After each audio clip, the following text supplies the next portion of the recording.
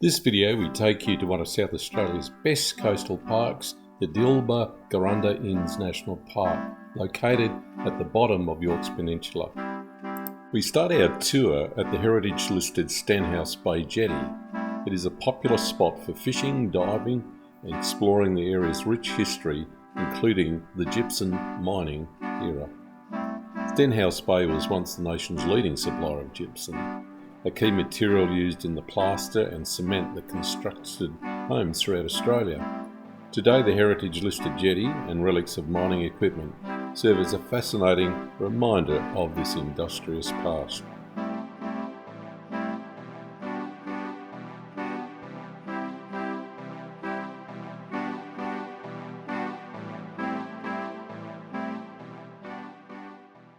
Above the jetty, in the sandhills, we find the relic of one of the little trains. In the early days, 14 one-ton horse-drawn wagons ran along a wooden railway from Inniston Lake to Stenhouse Bay Jetty. It was eventually replaced with a steel track and trains. Gypsum was tipped from the wagons and trains down the hillside and loaded onto the large ships waiting at the jetty below. This occurred 24 hours a day.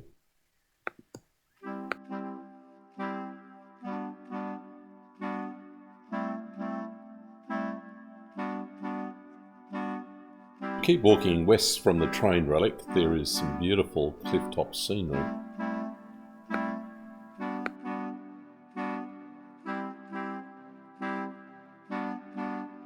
The next stop is the Cape Spencer Lighthouse. From the lighthouse there are some spectacular views of the offshore islands.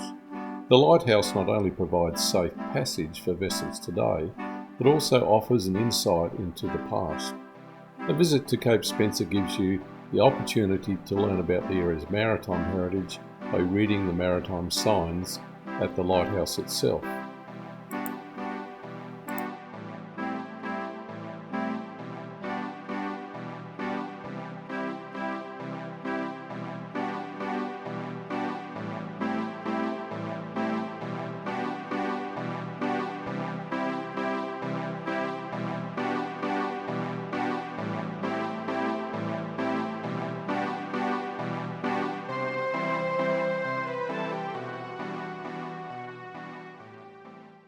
Here we see Althorpe Island, located 4.5 nautical miles from the mainland.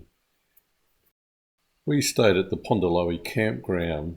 This is a typical national park with drop toilets and showers. Nearby is the Pondalowie Fisherman's Village. There's quite a few shacks here, and some of them are certainly available for rent. Pondalowie Bay has a couple of islands in it, has a small fishing fleet and a beautiful surf beach which goes for about 4 kilometres. Interesting spot to have a fish. You can also walk out the front of it where there are some fairly severe rock formations and cliffs.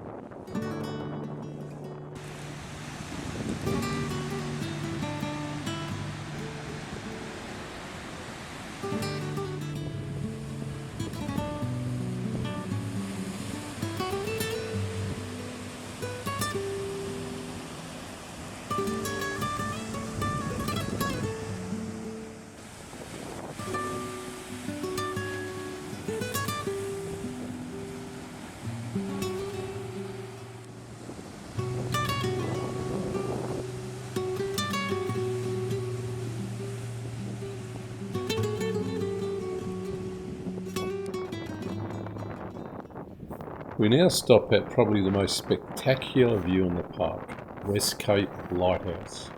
It is a 40-minute clifftop walk that will take you to the lighthouse, incorporating the 360 viewing platform with views of West Cape, Pondalowie Bay, and Marion Bay Township.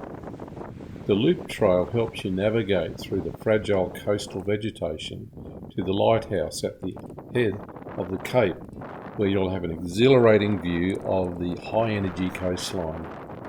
First 100 metres of the trail goes to a 360-degree lookout. Begin this hike at the West Cape car park.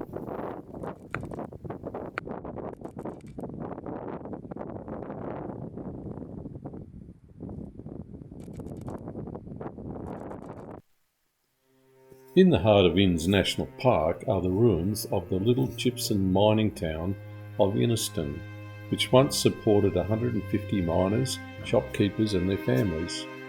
You can stay in the ghost town as there are 7 renovated heritage lodges. You can easily spend an hour wandering around the ruins of this quaint town.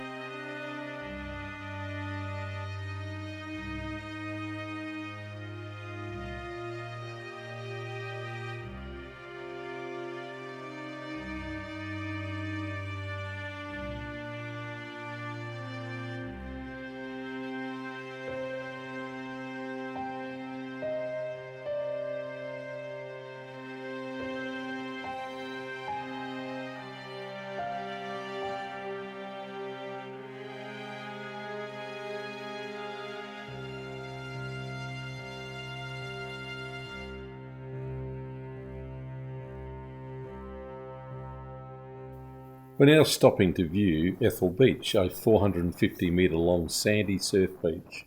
Beach was named after the Norwegian ship Ethel, which was wrecked and washed ashore here in 1904. Ethel was a 3-mast sailing ship 177 feet long, weighing 711 tonnes.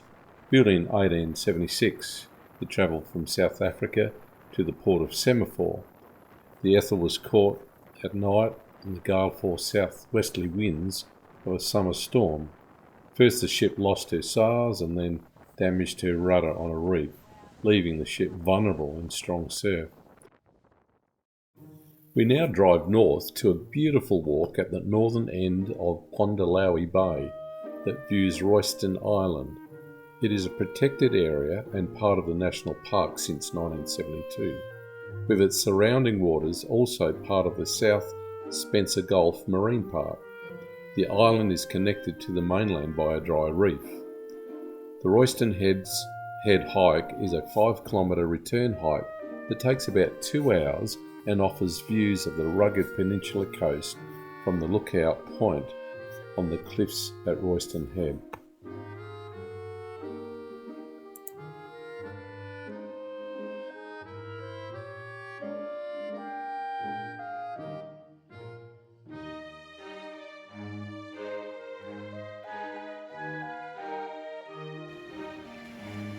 Our final stop in the park is Dolphin Beach. This is a beautiful spot with a curving 800 metre long north-facing beach which receives usually low waves. The beach is bounded by sloping granite platforms. I took a swim here. The water was just magic, crystal clear. There are 2 old shacks at the western end together with vehicle access to a small car park.